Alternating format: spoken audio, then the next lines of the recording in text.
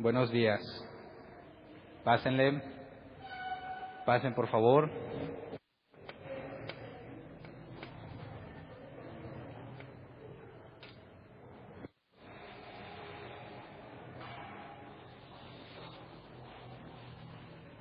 Acompáñenme nuevamente a Juan 20:22. No nos hemos movido de ese pasaje. Aunque hemos visto demasiados pasajes, seguimos en este punto. No hemos avanzado. No sé si te puedes imaginar la profundidad de lo que Jesús les reveló y cuánto tiempo le tomó explicarle a los discípulos todo lo que hemos visto.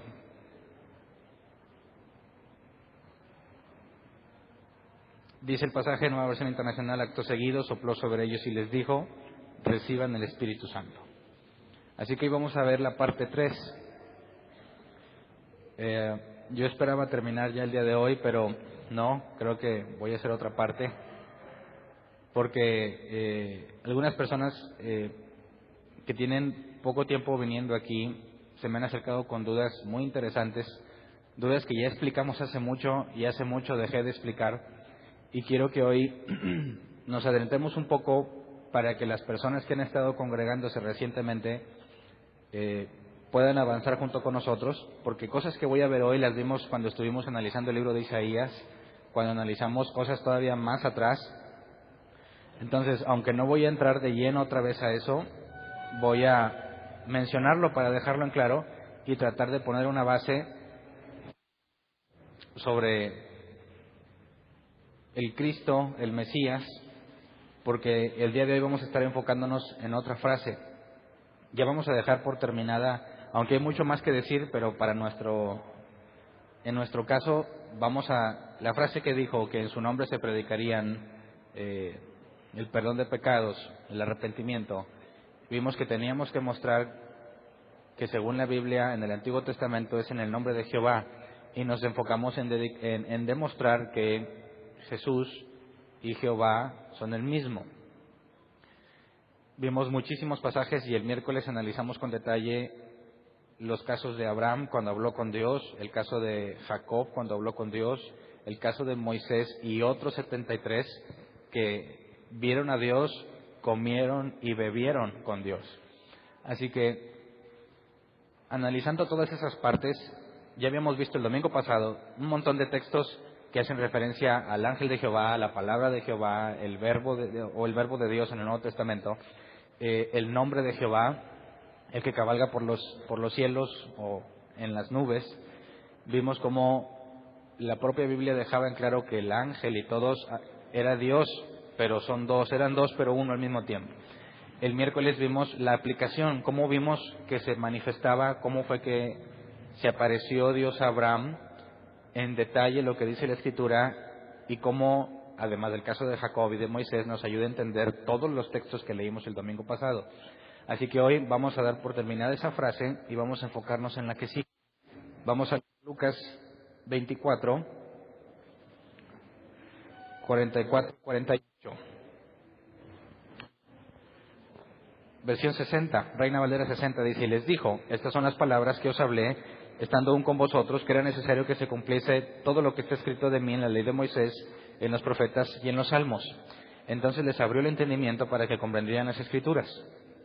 Y les dijo: así está escrito, y así fue necesario que el Cristo padeciese y resucitase de los muertos al tercer día, y que se predicase en su nombre el arrepentimiento y el perdón de pecados en todas las naciones, comenzando desde Jerusalén, y vosotros sois testigos de estas cosas. Entonces, la parte de que versículo 47 dice que se predicase en su nombre el arrepentimiento y el perdón de pecados, ya la vimos. En todas las naciones, y comenzando desde Jerusalén, todavía no lo hemos demostrado, pero la propia historia nos dice que ¿dónde empezó? Pues ahí en Jerusalén, ¿verdad? Y el mandato de ir a ser discípulos a todas las naciones, pues aquí lo está diciendo, se va a predicar a todas las naciones. Pero tendríamos que encontrarlo como referencia al Mesías prometido en el Antiguo Testamento. Así que por simple relato histórico sabemos que empezó allí, pero necesitamos la referencia a la Escritura. Pero el día de hoy nos enfocaremos en lo que dice el versículo 46. Fue necesario que el Cristo padeciese y resucitase de los muertos al tercer día. La parte de la resurrección no la alcanzo a ver hoy, pero sí la parte de el padecimiento de Cristo. Entonces, hay mucha información, muchísima, y no la voy a ver hoy, porque la hemos visto en 4 o 5 temas separados en lo que llevamos desde que empezamos Génesis, y hoy voy a tratar de hacer un resumen de muchas cosas que ya vimos y condensarlo a la luz de lo que queremos demostrar, que el Cristo tenía que padecer. Porque sería muy... a la luz de la Escritura, cuando analizamos quién es el Mesías, resulta muy extraño pensar que tenía que sufrir. Y yo en temas anteriores ya les he hecho esta pregunta: ¿por qué tenía que sufrir Jesús? Si realmente mediante su muerte se obtenía el perdón, ¿no crees que estaba de más el sufrimiento? ¿Para qué Dios lo hace sufrir, o cuál era el propósito de Dios en el sufrimiento de Cristo? Entonces, como hay mucha información que ver, me vi en la necesidad de irlo separando por partes para después hacer un solo conjunto de conclusiones. Como quiera, cuando lleguemos a la carta a los Romanos y la carta a los Hebreos, nos vamos a meter de lleno otra vez en este tema, porque gracias a Dios Pablo, o quien haya escrito la carta a los Hebreos, que no estamos seguros quién fue, resumió muchísimas cosas del Nuevo Testamento para entender quién es Jesús. Y aparte nos da luz sobre la doctrina de los fundamentos, rudimentos de la fe, que son las cosas que cualquier creyente nuevo debiese entender. Y de ahí vamos a tomar una base para capacitar, número 1, a los maestros, que todavía no he acabado yo preparándome en qué les vamos a enseñar a los maestros. Y segundo, a todos los que se congregan por primera vez aquí, que no sé si se han dado cuenta, bueno, si tú eres de los que vienen recientemente, hablamos de muchas cosas que no explicamos. Les hablo como congregación asumiendo que mínimo sabes encontrar en la Biblia Lucas 24, pero hay personas que nos visitan que ni siquiera saben encontrar Lucas 24 en la Biblia. Y esto es un paréntesis del tema, no tiene nada que ver con que Cristo padeciera, pero ha habido un cambio en nosotros como iglesia, y lo explico rápidamente, porque empezamos como una iglesia llena de cristianos, ¿verdad? Cristianos rebeldes, que se salieron de otras partes porque no les cuadraba la doctrina o los corrieron. Y nos encontramos y empezamos a hablar, a platicar, y nos pusimos de acuerdo y encontramos en las Escrituras la solución a todas nuestras preguntas. Pero ha empezado a cambiar porque aunque nos siguen llegando los rebeldes, nos están empezando a llegar muchas personas que no están en ese rol, que no son rebeldes, que están empezando de cero o que tienen muy poco tiempo de cristianos, y en algunos casos sí han tenido algunos años, pero no saben prácticamente nada de la Escritura. Así que hay una necesidad nueva en la iglesia que no habíamos tenido y vamos a enfocarnos en suplirla. Así que todavía no está definido el cómo, pero sí el qué. Vamos a establecer un curso de iniciación, lo que cualquier creyente nuevo debe de saber, y debe de saber con profundidad. Entonces, en la carta a los Hebreos nos dice exactamente, Pablo dice, los rudimentos de la fe, que son tal, tal, tal, tal y tal, dice, los cuales no debería volver a explicar, pero estoy dispuesto a hacerlo. Entonces ahí nos da una guía de las cosas básicas que se deben de saber. Entonces, aunque algunos de nosotros quizás ya son viejones en el Evangelio, quizás hay cosas muy básicas que no has tenido muy claras, y cuando abramos este curso para nuevos, aunque ya estés viejo, entiéndase en la experiencia de las cosas de Dios, vas a poder participar para pasar por ahí. Pero en eso nos vamos a apoyar con las personas que tienen el don o el ministerio de maestro, bíblicamente hablando, para que no sea yo cuello de botella. Imagínense, si me pongo a dar todos los cursos, nunca vamos a acabar. La idea es que una vez que estén capacitados los maestros, puedan empezar o podamos empezar a trabajar en paralelo, pero ten la seguridad que todos te diríamos lo mismo, porque es la Biblia, ¿verdad? Entonces, tomando la carta a los Hebreos, cuando lleguemos allá, nos hace un resumen muy profundo de todo lo que Jesús es, e incluso nos dice, que no vamos a ver hoy, qué pasó cuando ascendió, según la Escritura, qué se logró según su muerte, e incluso, nos explica razones de su sufrimiento. Pero si quisiéramos hablar de eso ahorita, no tenemos todo el trasfondo, así que me voy por partes. Y el tema objetivo de hoy es entender el padecimiento del Cristo. Para el próximo tema, analizar que resucitaría el tercer día. Entonces, Empecemos por hacer un resumen de quién es el Mesías. Cuando empezamos con el Evangelio de Mateo lo vimos. Y varias profecías de Mateo, extrañas, que parece que no tienen referencia en el Antiguo Testamento, las vimos que era no una profecía referente a una escritura en particular, sino un paralelismo. Y Mateo hace mucho esfuerzo, o se esfuerza mucho en dejarnos ver o identificar a Cristo con el Mesías que fue profetizado. Entonces, para efectos de hoy, que ya lo hemos visto mucho, pero como un breve resumen, tendríamos que definir primero quién es el Cristo. Si vamos a ver que el Cristo tenía que padecer, hagamos un resumen de quién es el Cristo según la Biblia. El Cristo o el Mesías es exactamente lo mismo.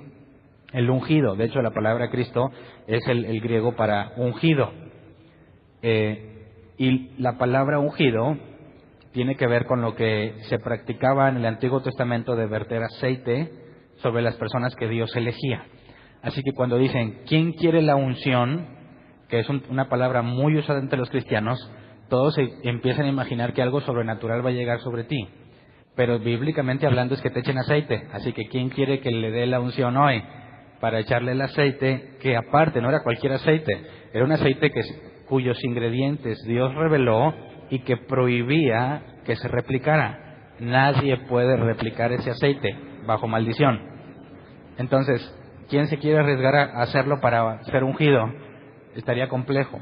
Entonces, cuando los cristianos hablamos de unción, tendríamos que hablar o entenderlo en el contexto de la persona que Dios elegía de una forma simbólica. Ya estaba elegido por Dios, pero de una forma simbólica y pública. En algunos casos se vertía aceite, el aceite especial, para que quedara evidencia de que Dios lo había elegido. Y la Biblia nos habla de muchos ungidos, ¿verdad? Todos los reyes, o muchos reyes, fueron ungidos, pero nos hace referencia a un ungido especial y diferente con respecto a todos los demás. Así que cuando decimos el Cristo, no hay un solo Cristo en la Biblia, porque muchos fueron ungidos. Cuando hablamos del Cristo, nos referimos a ese en particular. Uno que fue prometido desde Génesis 3, un descendiente de Eva, aplastaría la cabeza serpiente. ¿Quién? No sabemos. Y en toda la Escritura, conforme la vas leyendo, te vas dando cuenta que cada vez se revela más información. Lo primero que nos dicen es que es hijo de Eva, y ya no nos dice más. Conforme va pasando el tiempo, se hace la promesa a Abraham. Entonces dices, bueno, es un descendiente de Abraham. Pasa el tiempo, se le hace la promesa a Jacob. Bueno, viene de uno de los de Jacob. Y luego dice que vendrá de uno de los de Judá. Y luego de los de Judá dice que será uno de la raíz de David. Y ya no se nos revela, o sea, llega hasta David y ya no se dice hijo de quién más, nada más se nos dice que hasta David. Entonces sabemos que habrá alguien que desciende de David que será un ungido especial y único entre toda la humanidad. Así que quisiera que leyéramos, por favor, Isaías 9, 6 al 7, para empezar a analizar quién es este ungido, o quién es el Cristo, quién es el Mesías, según el Antiguo Testamento.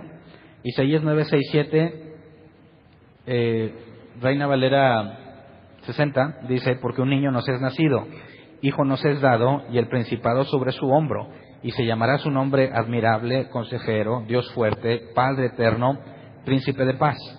Lo dilatado de su imperio y la paz no tendrá límite sobre el trono de David y sobre su reino, disponiéndolo y confirmándolo en juicio y en justicia desde ahora y para siempre.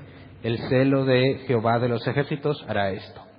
Entonces, Isaías nos profetiza que un niño en particular va a recibir el nombre que se le atribuye a Dios: admirable, consejero, Dios fuerte, Padre eterno y príncipe de paz.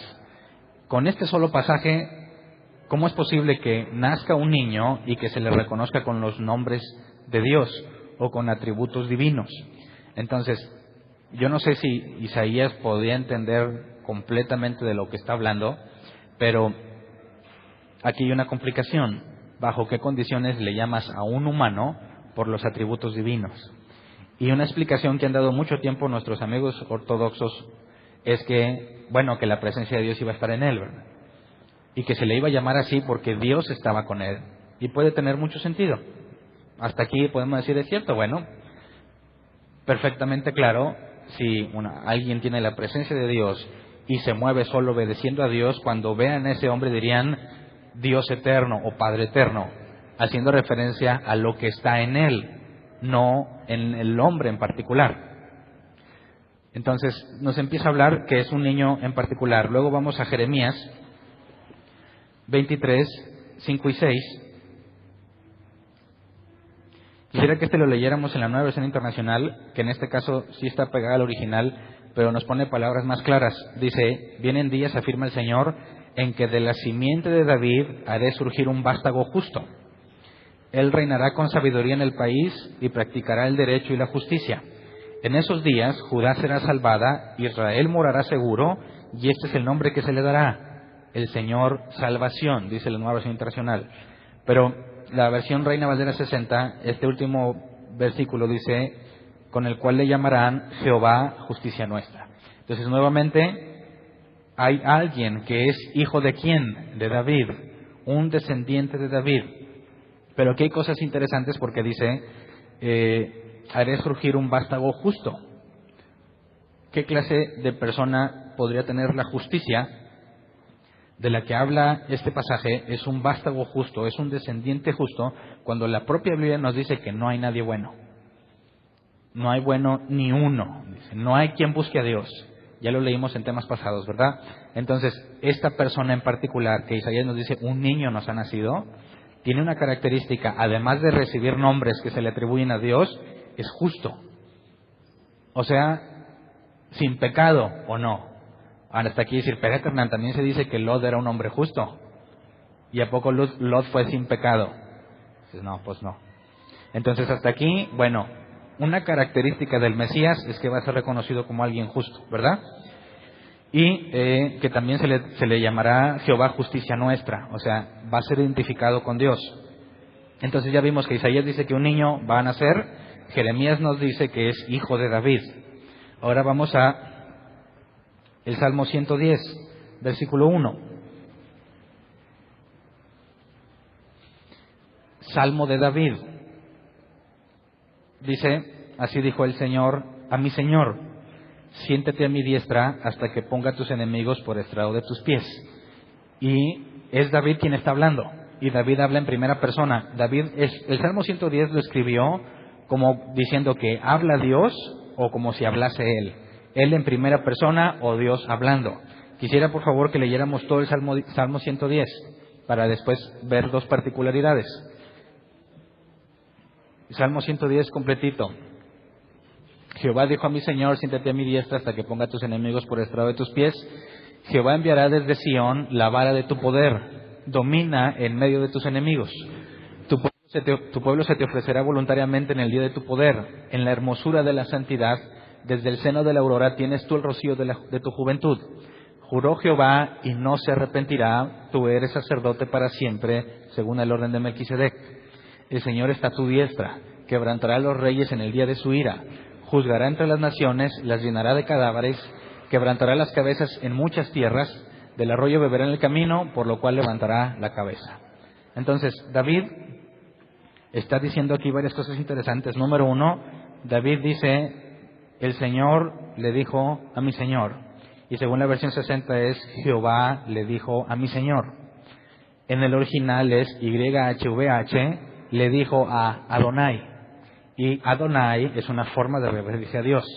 Entonces David está diciendo que Dios le dijo a Adonai, hasta ahorita nada más le podemos llamar Adonai, que se sentara a su diestra hasta que Dios ponga a los enemigos de Adonai como estrado de sus pies. O sea, hasta que todos se doblen o se humillen ante Adonai. Y luego dice el versículo 4: juró Jehová y no se arrepentirá: tú eres sacerdote para siempre, según el orden de Melquisedec. Entonces, este Mesías, quien con vara de justicia reinará y todo, que es el Cristo, el Rey prometido, nos da otra información. No nada más es rey, hijo de David, sino que también será sacerdote. Es un rey y también es sacerdote. Y Dios le dirá: siéntate a mi diestra hasta que ponga a tus enemigos por estrado de tus pies. Entonces, nos está empezando a ver el Salmo 110, David lo escribe, y es imposible que hable de él mismo. Cuando dice, tú eres sacerdote para siempre, según el orden de Melquisedec, no se lo puedes aplicar a David. ¿Me explico? Aunque David está hablando en primera persona, David no vivió esto. A David no se le entregaron los reinos hasta los confines de la tierra. David nada más gobernó sobre Israel y ya, ¿verdad? Entonces, este rey tiene que pasar por un momento en el que Dios le diga, siéntate a mi diestra, porque tiene enemigos, ¿verdad? Sigamos avanzando. Con estas características, y lo estoy resumiendo, no me voy a meter mucho en ese tema. Con estas características, ¿qué podemos decir sobre el Cristo? Tiene que ser humano, ¿verdad? Porque es hijo de David.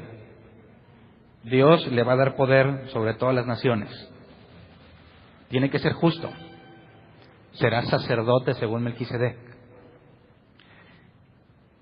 ¿Cómo le hacemos para que un ser humano, que es el otro atributo, reciba nombres de Dios? Que cuando vean a esa persona es como si vieran al mismo Dios. ¿Se acuerdan lo que hablamos el domingo pasado? Las palabras de Jesús, quien me ha visto a mí, ha visto al Padre. Y demostramos en el Antiguo Testamento que quien quiera que veía al ángel de Jehová, al nombre del Señor, la palabra del Señor, era reconocido como el propio Dios. Así que dijimos que Jesús no era un hombre, ¿verdad? Sino que es Dios. Pero fue hombre, porque de eso no les hablé nada, ¿verdad?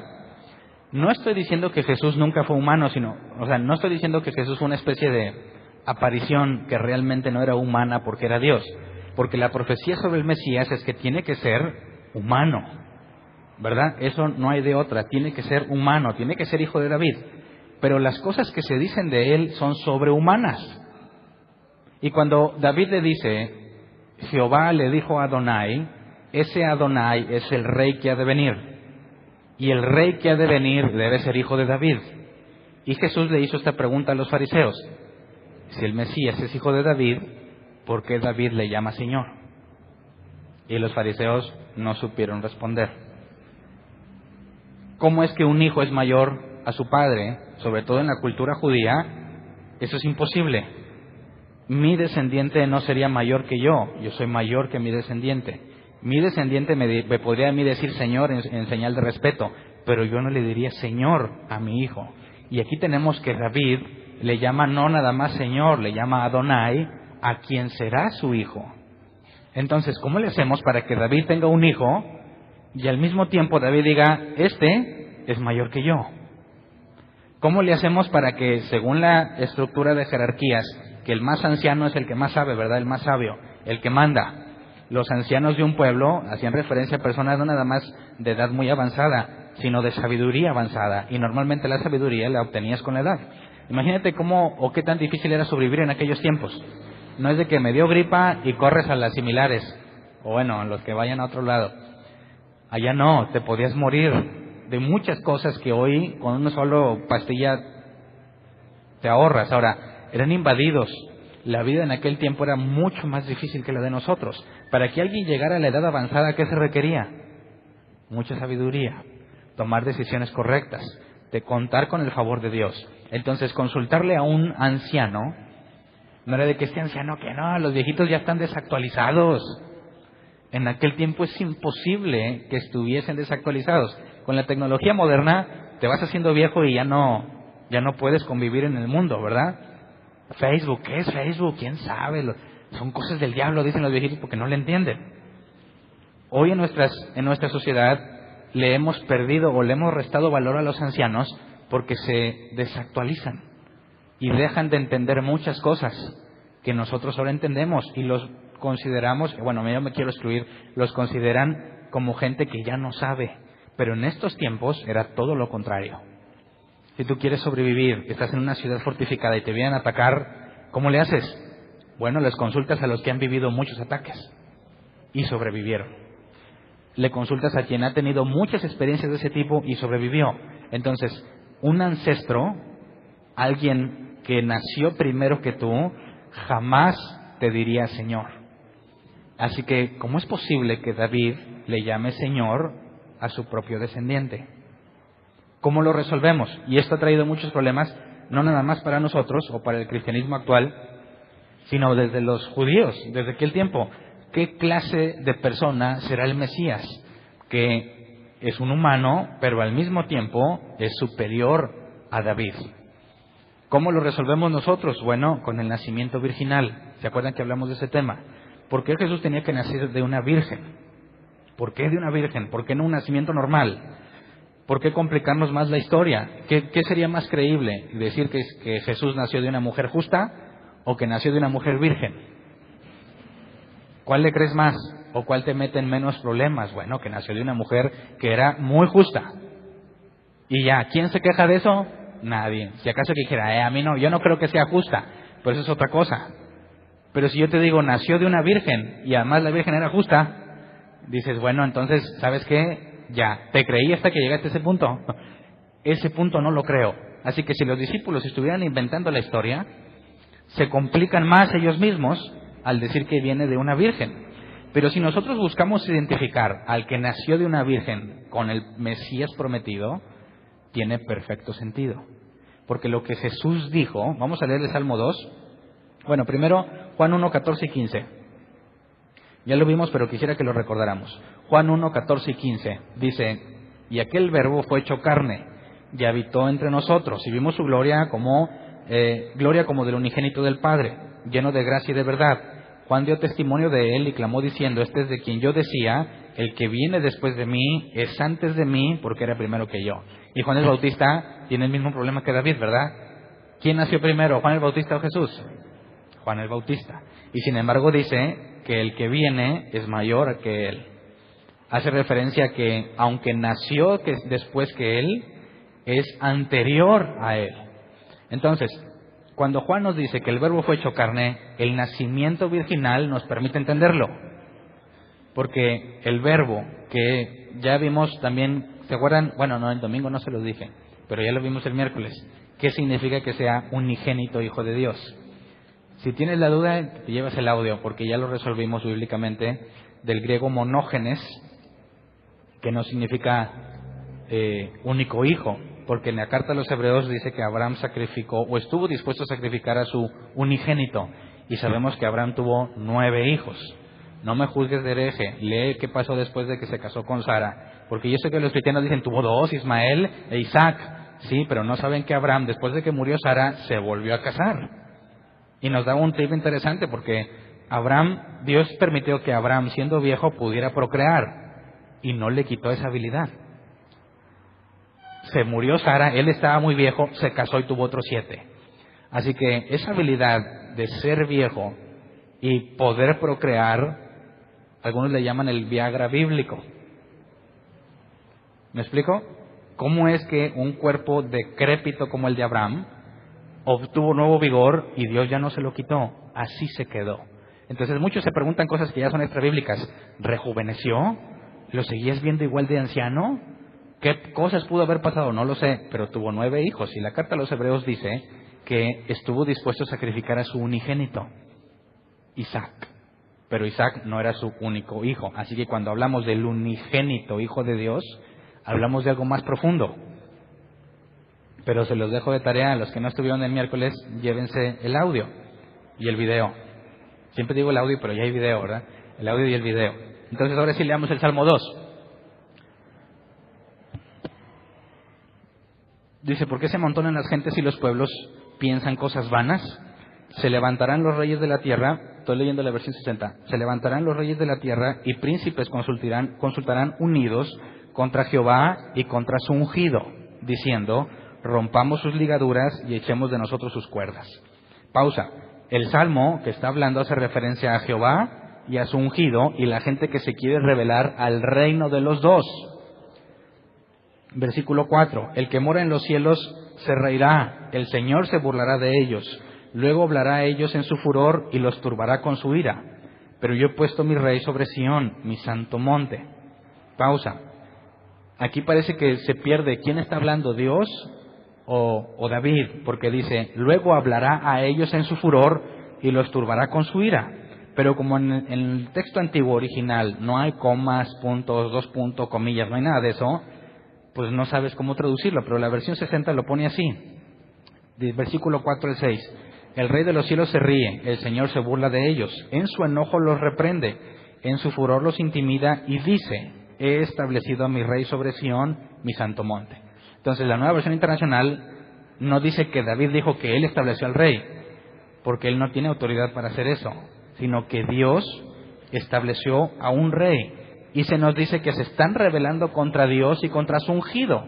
El ungido es el Rey que ha establecido y nos identifica a aquel que Dios elegirá para poner a reinar, al Cristo, al Mesías. Luego dice el versículo 7, ahí en la Nueva Versión Internacional: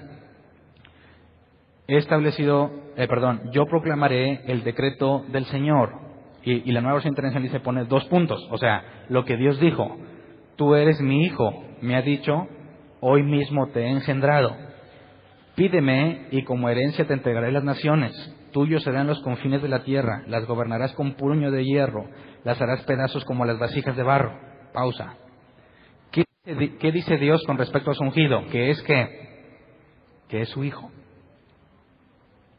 Está diciendo Dios al Rey que va a poner sobre el monte de Sión: tú eres mi hijo, yo te he engendrado hoy. Y ya analizamos el miércoles qué es eso de que Dios es engendrado, porque no estamos en contra de que sea engendrado. Estamos de acuerdo, Jesús fue engendrado, pero no fue creado. Y hay una diferencia que les recomiendo que se lleven el audio para entender por qué aseguramos que Jesús fue engendrado. La Biblia lo dice claramente, pero no fue creado. Pero entonces, el propio Salmo 2 nos revela que Dios ve a su ungido como su hijo, y que gobernará con puño de hierro, hará pedazos a las naciones como vasijas de barro. Y sigamos leyendo el versículo 10: ustedes los reyes sean prudentes, déjense enseñar, gobernantes de la tierra, sirvan al Señor con temor, con temblor, ríndale alabanza, bésenle los pies, no sea que se enoje y sean ustedes destruidos en el camino, pues su ira se inflama de repente, dichosos los que en él buscan refugio. Pero aquí hay un problema de traducción. Vamos a la versión 60, en el versículo 11 y 12. Versículo 11 dice: servid a Jehová con temor y alegraos con temblor. Y luego dice: honrad al Hijo para que no se enoje y perezcáis en el camino. Eso no nos dijo la Nueva Versión Internacional. La Nueva Internacional dice: bésenle los pies. Y yo busqué el original y los pies no aparecen en ningún lado. En el original sí aparece la palabra hijo, bar. Entonces, sí dice honrad al Hijo, y la palabra honrad es besar.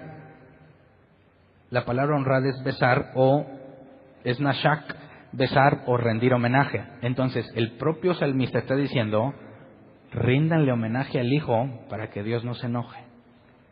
Entonces, el Mesías que ha de venir es un hijo de Dios, y si tú no lo honras, Dios te destruirá.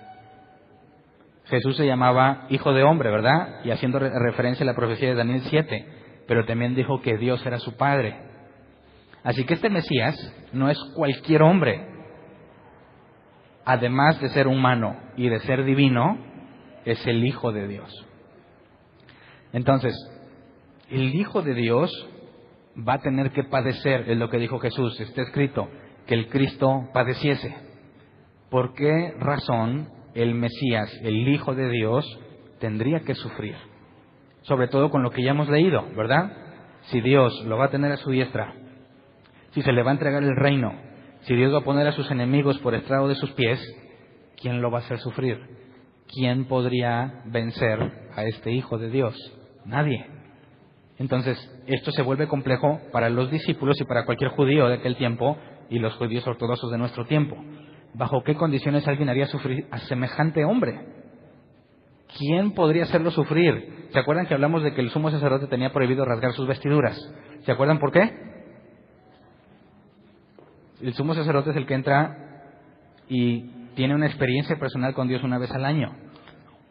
Si este hombre puede consultar a Dios por medio del, ¿cómo se llamaba? El Turim, Urim y Turim, ¿por qué razón llegaría a un punto en el que se desespera tanto que rasga sus vestiduras? Sería incongruente. Un hombre que puede ver a Dios y hablar con Dios jamás llegaría a ese punto. Bueno, si este Mesías es el Hijo de Dios, eterno, porque es antes de David, se va a recibir el reino, ¿bajo qué condiciones sufriría? ¿Quién tendría la capacidad de hacerlo sufrir? Entonces, muchos cristianos piensan que es el diablo quien puede hacer sufrir a Jesús, ¿verdad? Porque piensan que hay una lucha en el cielo, donde Jesús tiene un plan y luego viene el diablo y a veces le gana a Jesús. Y no por culpa de Jesús, sino por culpa de Hernán, que no pudo hacer lo que Jesús le pidió. O sea, que si yo soy cristiano, viene el demonio y me tienta, y Dios tiene un plan, y yo caigo en la tentación y peco, Jesús sufrió una derrota, no pudo hacer lo que quería por mi culpa. Entonces pareciera que hay una pelea, una lucha sangrienta entre Jesús y el diablo. Dicen, pero al final ganará Jesús. Pero pones a Jesús y a Satanás al mismo nivel, cosa que es imposible porque Satanás es un ser creado. Jamás estaría a la altura, ni en poder, ni en majestad, ni en autoridad para ser un rival de Jesús. De hecho, la Biblia en el Nuevo Testamento dice que no hay otro nombre como el de Jesús, que está por encima de potestades, principados, autoridades, huestes celestiales, lo que tú quieras. Si Jesús está por arriba, ¿bajo qué condición un subordinado podría hacerle frente? No tiene sentido. Pero cuando analizamos esto, muchos dicen, bueno, ¿cómo es que el Mesías va a sufrir? ¿Por qué sufriría? ¿Quién tendría semejante poder para hacer sufrir a tal hombre? ¿Sería o alguien sumamente poderoso al nivel de Dios? ¿O no hay otra explicación? Pero yo te adelanto, es imposible que alguien esté al nivel de Dios. Y cuando habla sobre el unigénito Hijo, habla de que es el único en su tipo. No hay nadie que esté a su altura. Así que la Biblia nos va a decir por qué. Pero sigamos entonces, porque ahora que sabemos quién es el Mesías y que tiene que ser el Hijo de Dios y que Jesús es el único ser humano en toda la historia de la humanidad que ha dicho que ha nacido de una virgen. Y yo sé que muchos ateos en Internet dicen que no, que lo tomó de Osiris y de Nimrod y de no sé qué. Bueno, quien haya investigado a fondo, o ¿quién de aquí ha visto esos ataques que dicen, no, que Jesús es una copia de mitologías paganas? ¿Alguien los ha visto? Bueno, ¿cómo nos defendemos? Pues, ¿sabes qué? Personas especializadas, historiadores especializados, han publicado en muchas partes que es toda una falacia. No hay ninguna cultura, no hay nadie que proclame ni siquiera algo parecido a lo que Jesús hizo. Entonces, todos estos ateos que dicen eso, pídeles la fuente nada más. Diles, dime dónde lo sacaste. Te va a decir, lo vi en Internet. No tiene caso. Pídeles que te demuestren con fuentes originales el relato para ver si se parece a Jesús, y no existe tal relato, es una mentira. Pero como anda mucho en Internet, la gente se lo cree. Así que no hay nadie que haya proclamado hacer lo que Jesús hizo. La única persona en toda la humanidad que pudiese cumplir por el nacimiento virginal las condiciones del Mesías, hombre y divino. Así que Jesús fue hombre y fue Dios. Nunca ha dejado de ser Dios, pero cuando anduvo aquí en la tierra fue un hombre completamente. Pero no un hombre como nosotros. Nosotros somos hijos de Adán, y todo el que nace de Adán acarrea la maldición que Dios dejó en Adán y en todos sus descendientes. Pero Jesús no, porque Jesús no viene de Adán. Jesús fue hecho directo por Dios. Así que Jesús no tiene la misma predisposición al pecado que tenemos tú y yo. ¿Me explico? Porque no es un hijo de maldición. Y Él es el único que podría permanecer sin pecado porque nació sin pecado. Entonces, con la Biblia y hasta donde hemos estudiado, el único personaje en toda la Biblia y en toda la historia de la humanidad que podría cumplir con el rol del Mesías es Jesús. No hay otro. Entonces, si analizamos que Jesús es Dios, que el Cristo es el Hijo de Dios, Dios mismo, entendemos por qué al Cristo se le dan atributos divinos, ¿verdad? Admirable, consejero, Dios fuerte, consolador. Cuando Dios dice que es su Hijo, el unigénito Hijo de Dios, sabemos que es el único en su tipo. Ahora que sabemos que Jesús es el Mesías, ¿por qué tenía que sufrir? Sobre todo cuando la Escritura es clara en cuanto a la paz que traerá Jesús. Entonces, empecemos con las palabras de Jesús en Mateo 27:46.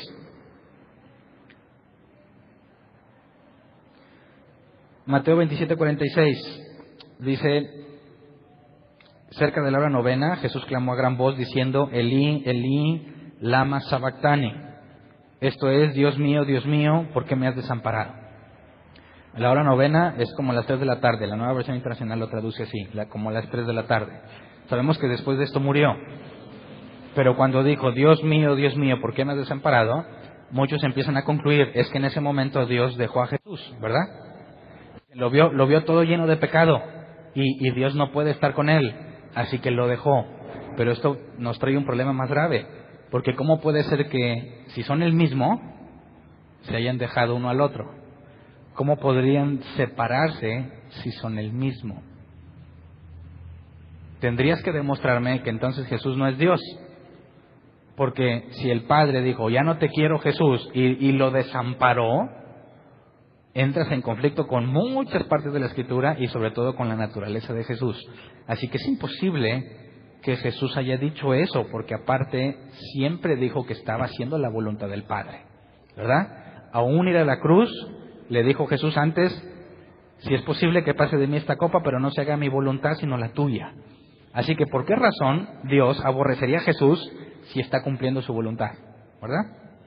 Si estuviera en rebeldía, quizás pudiéramos imaginarlo, pero si Jesús en obediencia sumisa está allí y está sufriendo lo que el Padre le está poniendo que sufra, ¿por qué Dios diría, ya, te aborrezco, ya no estoy nada contigo, no te quiero? No tiene sentido. Entonces, podemos encontrar, si vamos al Salmo 22, leamos el Salmo 22, versículo 1 primero, dice, Dios mío, ¿por qué me has desamparado? Elí, Elí, lama sabactani. Es exactamente las palabras que Jesús dijo en la cruz. Entonces, aquí hay una forma de entender cómo los maestros de aquel tiempo, los rabinos, los maestros de la Escritura, citaban pasajes de la Escritura en una circunstancia para que sus discípulos o los oyentes pudieran relacionar lo que está pasando con lo que la Escritura dice. Es una práctica común entre rabinos, tú lo puedes buscar en diccionarios bíblicos y en todo eso, es una práctica común. Cuando Jesús está a punto de morir, Jesús narra o referencia el Salmo 22. Leamos el Salmo 22 completo. Dice, Dios mío, ¿por qué me has desamparado? ¿Por qué estás tan lejos de mi salvación y de las palabras de mi clamor? Dios mío, clamo de día y no respondes, y de noche y no hay para mí reposo. Pero tú eres santo. Tú que habitas entre las alabanzas de Israel, en ti esperaron nuestros padres, esperaron y tú los libraste. Clamaron a ti y fueron librados, confiaron en ti y no fueron avergonzados. Mas yo soy gusano y no hombre, oprobio de los hombres y despreciado del pueblo. Todos los que me ven me escarnecen, estiran la boca, menean la cabeza diciendo, se encomendó a Jehová, líbrele él, sálvele, puesto que en él se complacía. Pero tú eres el que me sacó del vientre, el que me hizo estar confiado desde que estaba a los pechos de mi madre.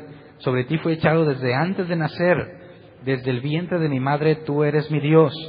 No te alejes de mí porque la angustia te acerca, porque no hay quien ayude. Me han rodeado muchos toros, fuertes toros de Basán me han cercado. Abrieron sobre mí su boca como león rapaz y rugiente. He sido derramado como aguas y todos mis huesos se descoyuntaron. Mi corazón fue como cera, derritiéndose en medio de mis entrañas. Como un tiesto se secó mi vigor, y mi lengua se pegó a mi paladar, y me has puesto en el polvo de la muerte. Porque perros me han rodeado, me han cercado la cuadrilla de malignos, horadaron mis manos y mis pies. Contar puedo todos mis huesos, entre tanto ellos me miran y me observan. Repartieron entre sí mis vestidos, y sobre mi ropa echaron suertes. Mas tú, Jehová, no te alejes, fortaleza mía, apresúrate a socorrerme. Libra de la espada mi alma, del poder del perro mi vida. Sálvame de la boca del león y líbrame de los cuernos de los búfalos. Anunciaré tu nombre a mis hermanos, en medio de la congregación te alabaré. Pausa. ¿Qué está describiendo? Exactamente lo que Jesús estaba viviendo en la cruz. ¿Por qué Jesús cita este salmo? Bueno, lo escribió David y habla en primera persona. ¿Cuándo le pasó eso a David? Nunca. Entonces, ¿por qué escribió algo como si le estuviera pasando, pero que nunca le pasó? Entonces no está hablando de él, está hablando de alguien más. Y fíjate, horadaron mis manos en mis pies, dice, y se repartieron mis ropas. ¿Se acuerdan de lo que pasó en la cruz, que lo vimos? ¿Dónde está Jesús? Crucificado, las manos y los pies, la referencia que se hace, y se repartieron entre sí sus vestiduras. según creo que es Mateo el que lo narra así, después de que se reparten sus vestiduras, Jesús expira y dice, y hace referencia a lo que pasó en el Salmo 22. ¿Cómo lo hizo David para explicar tan detalladamente algo que sucedió cientos y cientos de años después? Entonces, cuando Jesús dice esto, ninguno de los presentes entendería a Jesús como el Mesías, porque el Mesías viene a reinar. ¿Y qué está pasándole a Jesús? Todo lo opuesto. Si lo matan, ¿en qué momento reinaría sobre todas las naciones? No se puede. Sería imposible. Sería imposible que Jesús sea el Mesías si muere en la cruz, ¿cierto? Porque no podría cumplir con todo lo que estaba dicho sobre el Mesías. Ahora, quiero ser claro que nuestros amigos ortodoxos reclaman cuando leen este pasaje, judíos ortodoxos. Dicen, mentira, no dice que le horadaron las manos y los pies. No dice eso. Y si tú vas al hebreo original, horadaron o traspasaron, es la palabra kur. Y se traduce, según las concordancias y los diccionarios que yo tengo, como perforar, herir o traspasar, penetrar de un lado al otro. Pero nuestros amigos ortodoxos dicen que no, que es mentira, que se debe traducir como león. Y lo traducen el pasaje así: los perros me han rodeado, me ha acercado una pandilla de malhechores, como león están a mis manos y mis pies. Y hay muchos debates, aún entre los mismos judíos, para saber si esta palabra se traduce como estar como león o como traspasar. Las dos palabras tendrían sentido en lo que escribe. Bueno, están como león a mis manos y mis pies, está bien, también puede ser válido. Y es más, si no dice traspasar, no hay ningún problema, porque no estamos basando la doctrina en ese pasaje en particular, sino en todo lo que pasó. Ahora, se repartieron sus ropas. Eso pasó exactamente con Jesús. Entonces, si a nuestros amigos ortodoxos no les gusta la traducción de esa palabra, no tenemos ningún problema. Como quiera, todo lo que describe el Salmo, aunque no diga que perforaron sus manos y sus pies, todo eso le pasó, ¿sí o no? Entonces, esto es un conflicto para los discípulos. Imagínate que tú eres uno de los discípulos y ya vimos, imagínate que Jesús ya te explicó lo que vimos aquí, ¿verdad? Ya entiendes que Jesús es Dios. Excelente. Ahora, ¿por qué sufrió? ¿Por qué el Salmo 22? ¿Por qué David dijo eso? Que eso pasaría. Y Jesús en la cruz se espera a que pase todo lo que el Salmo 22 dice y luego cita, Dios mío, ¿por qué me has desamparado? Y lo dice fuerte para que todos escuchen. Si Jesús estuviera quejándose de que el Padre lo abandonó, ¿querría que todos lo escucharan? ¿No sería eso un fracaso? ¿No sería una prueba de que Dios no estaba con él? Al contrario, Jesús está diciendo fuerte para que todos oigan, Elí, Elí, lama sabactani. Cualquiera de los judíos, sobre todo los maestros de la ley y los líderes, saben que está citando textualmente el Salmo 22. Les está diciendo, vean todo lo que está pasando y lo que escribió David. Y es idéntico, idéntico. Así que no hubo una separación. David está narrando desde la perspectiva de Jesús todo lo que está pasando, pero David no está hablando de sí mismo. ¿Me explico? Entonces, Jesús dejó en claro el día que fue crucificado que sus sufrimientos habían sido profetizados. ¿Pero por qué? ¿Qué relación tiene lo que David dijo con el Mesías? Entonces quisiera que empezamos a ver qué pasaría o qué dice la Escritura que pasará cuando el Mesías venga. Vamos a Isaías 11 del 1 al 5.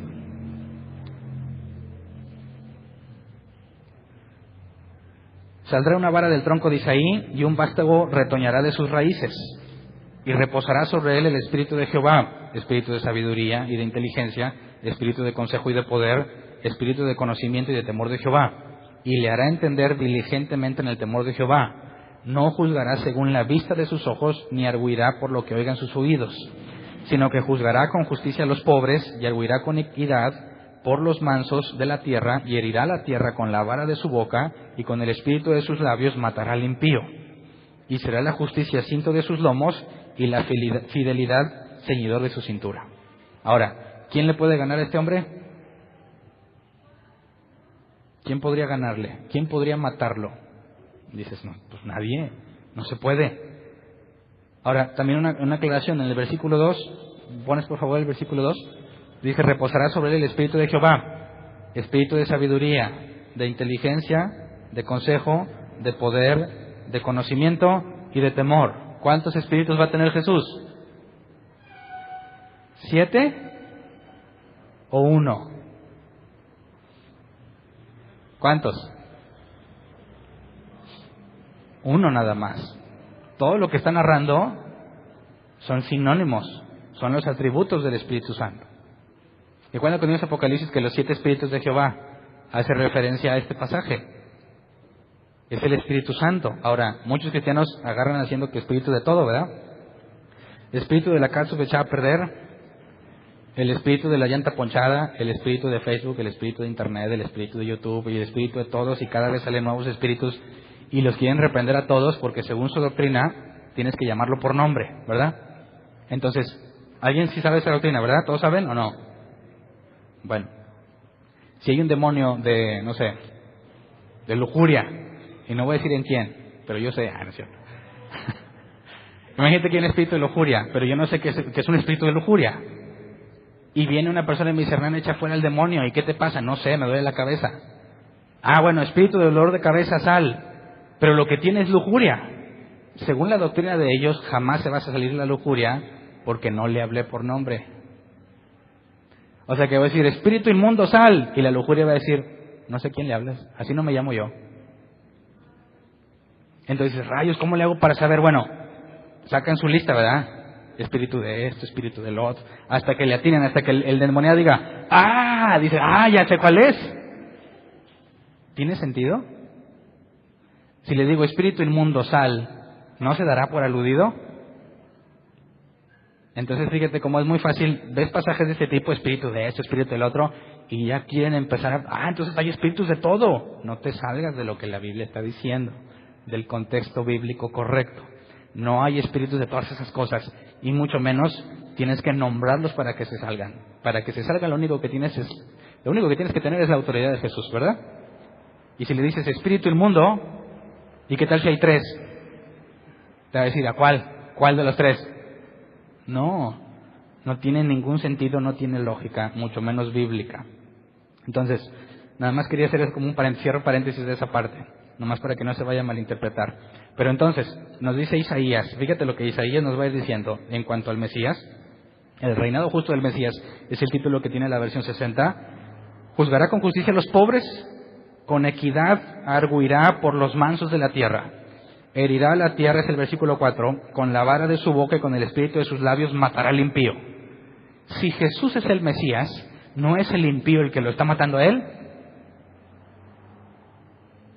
Así que sería imposible que Jesús fuese el Mesías si analizas lo que Isaías dijo, ¿verdad? Entonces, ¿por qué está tan seguro Caifás y los que están ahí? Al momento en que Jesús está siendo crucificado, para ellos, ¿de qué es evidencia? De que no es este del que habla Isaías, ¿verdad? No podría ser este. Ahora recordemos que Pilato les dijo, suéltenlo, yo no veo nada malo, me lavo las manos. Ya dijeron ellos, sea sobre nuestros hijos. Y no es que haya de maldiciones generacionales, como ya le expliqué en el tema anterior, porque contradices Ezequiel 18. Pero está haciendo referencia de la seguridad profunda que tienen. Crucifícalo. Nosotros nos hacemos responsables. Ellos, ¿qué saben? Que si son capaces de crucificarlo, es imposible que sea el Mesías. Porque aquí el Mesías dice que reinará con vara de hierro. Y que el Mesías matará al impío. Así que es imposible que ellos pudiesen matar al Mesías. Y si logran matarlo, es evidencia contundente de que Jesús no es el Mesías. ¿Entiendes por qué estaba tan seguro Saulo de Tarso? Saulo de Tarso, que se cambia el nombre a Pablo, que tenemos la gran mayoría del Nuevo Testamento es de su autoría. Él perseguía a los cristianos con plena certeza y seguridad de que el tal Jesús era un mentiroso. ¿Por qué? Pues porque se murió. Y si se murió, no puede cumplir con las profecías del Mesías.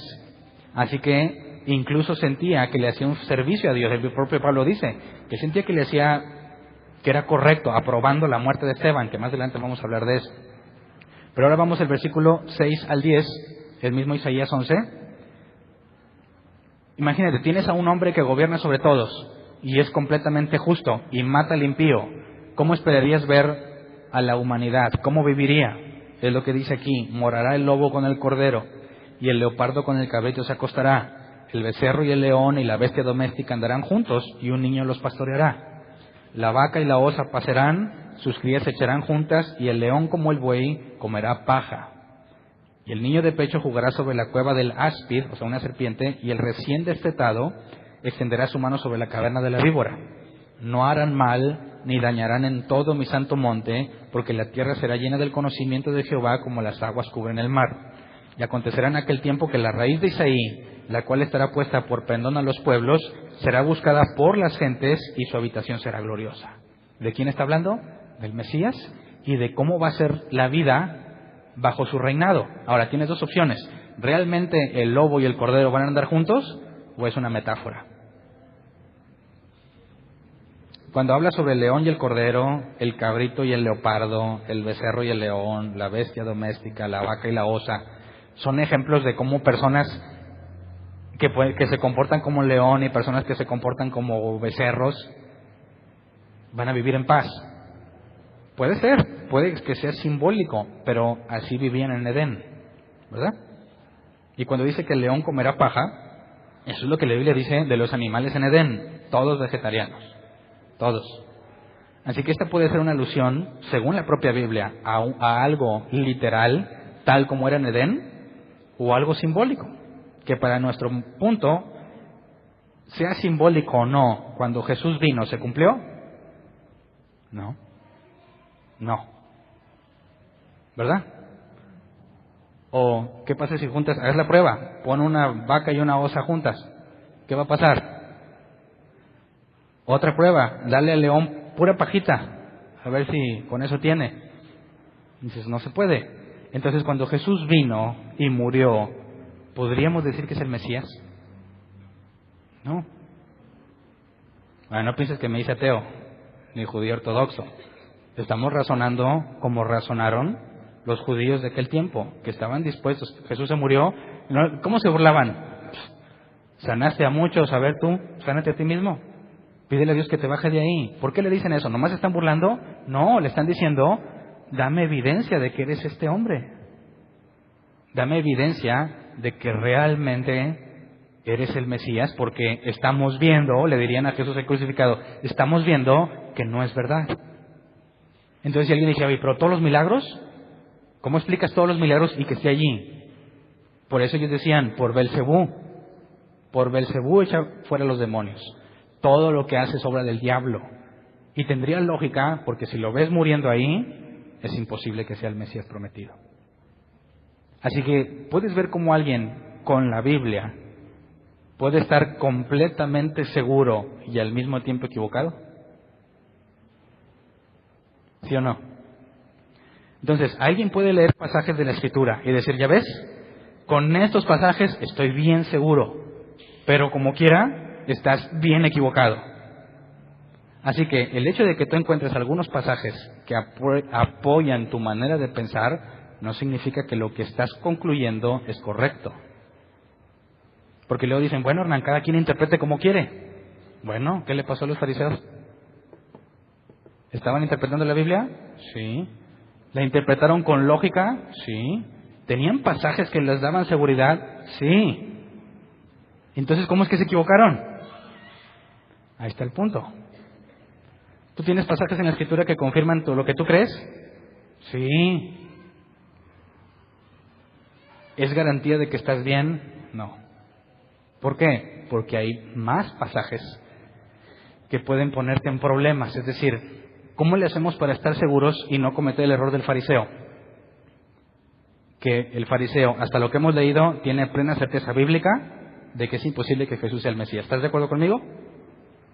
Te he demostrado por la Biblia que es imposible que Jesús sea el Mesías. ¿Estás de acuerdo conmigo?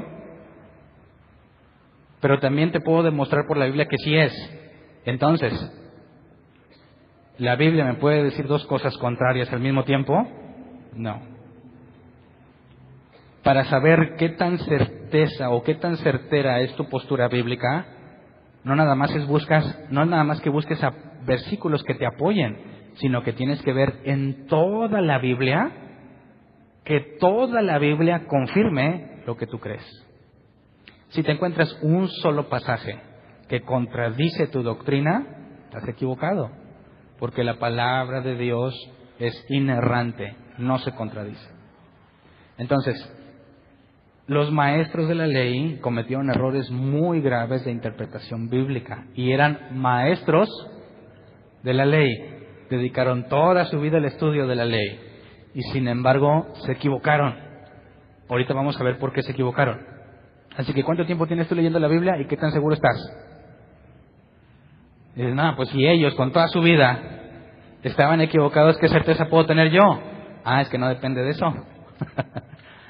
Ese es otro punto interesante. No es un mérito o no es un derecho de antigüedad. Que yo he estudiado 20 años, entonces yo estoy más correcto que tú. Eso no tiene nada que ver. Porque como hemos demostrado en estos pasajes, es el Espíritu Santo el que te da entendimiento. Pero si lo que te dijo el Espíritu Santo realmente te lo dijo Él, no vas a encontrar problemas en toda la Escritura. ¿Me explico? Entonces, hasta aquí es fácil decir, es imposible. Es imposible que sea Jesús, pero leamos también Isaías 42, 1 al 7. Dice, he aquí mi siervo, yo le sostendré, mi escogido en quien mi alma tiene contentamiento. He puesto sobre él mi espíritu, él traerá justicia a las naciones. Está hablando Dios y habla de quién? Del Cristo. ¿Se acuerdan? Dice, pondré sobre él mi espíritu. ¿Cuándo se cumplió eso Jesús? Cuando se bautizó. Versículo 2, no gritará, ni alzará su voz, ni la hará oír en las calles. No quebrará la caña cascada, ni apagará el pábilo que humeare, por medio de la verdad traerá justicia. Y le dicen, pausa, ¿qué pasó? Jesús gritó, ¿no? Mínimo tengo una cita aquí en la memoria, que Jesús se paró ante la tumba de Lázaro y gritó con todas sus fuerzas, ¡Lázaro, sal fuera! Y dijeron, ya no se cumplió. Aquí dice, no gritará, ni alzará su voz, ni la hará oír en las calles. ¿No era en las calles donde predicaba? Entonces, ¿descalificamos a Jesús como el Mesías? No, hay que analizar el contexto. El contexto. Si realmente está hablando de que no grites, cuando venga el Mesías, ¿jamás va a gritar? No tiene sentido, ¿verdad? Ahora, ¿por qué gritar te descalificaría? No tiene ningún sentido, así que hay que ver el contexto. Versículo 3 dice, no quebrará la caña cascada, ni apagará el pábilo que humeare, por medio de la verdad traerá justicia. No se cansará ni desmayará hasta que establezca en la tierra justicia y las costas esperarán su ley. Así dice Jehová Dios, creador de los cielos y el que los despliega, el que extiende la tierra y sus productos, el que da aliento al pueblo que mora sobre ella y espíritu a los que por ella andan. Yo, Jehová, te he llamado en justicia y te sostendré por la mano, te guardaré y te pondré por pacto al pueblo, por luz de las naciones, para que abras los ojos de los ciegos, para que saques de la cárcel a los presos y de casas de prisión a los que moran en tinieblas. Así que no está hablando de gritar nada más, hay un contexto más profundo. ¿Te acuerdas cuando Juan el Bautista fue a preguntarle, bueno, no Juan, porque estaba encarcelado, mandó a sus discípulos y le dicen, oye, ¿eres tú el que estamos esperando o debemos esperar a otro? ¿Qué les dijo Jesús? Chequen, los ciegos bien, la gente está siendo sanada, díganle a Juan todo lo que han visto, haciendo referencia a este pasaje. Dice, pero ¿dónde dice que tenía que hacer milagros? Bueno, ¿cómo le llamas tú a abrir los ojos a los ciegos? ¿Cómo se le llama eso? ¿Es un milagro? ¿O de repente andan los ciegos y se le abren los ojos? No, es algo sobrenatural. Y que saques de la cárcel a los presos. ¿Cuántos demoniados? Jesús dijo, esta estaba encarcelada, estaba aprisionada, estaba bajo esclavitud. Y Jesús liberó a todas esas personas. Así que nos está hablando características que sí cumplió Jesús, ¿verdad? En este caso sí las cumplió. Ahora vamos del 5 al 7. Isaías 49, 5 al 7. Dice, ahora pues, dice Jehová, el que me formó desde el vientre para ser su siervo, para hacer volver a él a Jacob y para congregarle a Israel, porque estimado seré en los ojos de Jehová y el Dios mío será mi fuerza. Dice, poco es para mí que tú seas mi siervo para levantar las tribus de Jacob y para que restaures el remanente de Israel. También te di por luz a las naciones para que seas mi salvación hasta lo postrero de la tierra. Así ha dicho Jehová, Redentor de Israel, el santo suyo, al menospreciado de alma, al abominado de las naciones, al siervo de los tiranos, verán reyes y se levantarán príncipes y adorarán por Jehová, porque fiel es el santo de Israel, el cual te escogió. Y aquí nos dice Isaías que el Mesías, ¿qué sería? Versículo 7, menospreciado del alma, abominado de las naciones, siervo de los tiranos. ¿Cómo? Isaías nos pone en un problema. Isaías dijo que va a matar al impío el Mesías, ¿verdad?